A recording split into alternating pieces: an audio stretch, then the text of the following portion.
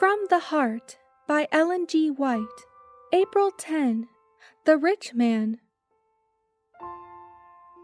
The ground of a certain rich man yielded plentifully. And he thought within himself, saying, What shall I do, since I have no room to store my crops? This man had received everything from God. The sun had been permitted to shine upon his land, for it falls on the just and on the unjust alike. The showers of heaven fall on the evil and the good. The Lord had caused vegetation to flourish, and the fields to yield fruit, and bring to perfection an abundant harvest. The rich man was in perplexity as to what he should do with all his produce. He regarded himself as favored above others, and took credit to himself for his wisdom. He had great wealth, and could not reproach himself with the sins of which many were guilty.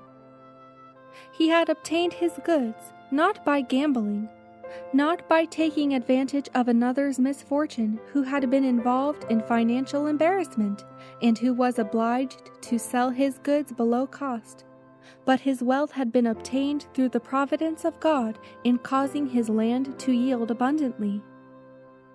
But the man revealed his selfishness, and manifested that which he did not before suspect was in his character.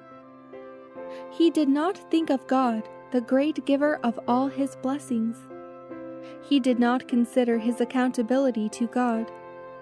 Had he loved and feared God, he would have offered up thanksgiving and bowed before God, saying, Instruct me how to use these goods. How many hungry could have been fed? How many naked clothed? How many hearts made glad? How many prayers answered for bread and clothing? And what a melody of praise could he have caused to ascend to heaven? The Lord was answering the prayers of the poor and needy, and was making abundant provision for the supply of all their wants by the blessing he had bestowed upon the rich man. But the man made suddenly so rich closed the avenues of his soul to the cry of the needy, and in place of disposing of his superabundance of goods in supplying their needs, he said to his servants, This will I do. I will pull down my barns, and build greater, and there will I bestow all my fruits and my goods. He said, I will say to my soul, Soul, thou hast much goods laid up for many years. Take thine ease, eat, drink, and be merry. God said unto him, Thou fool, this night thy soul shall be required of thee.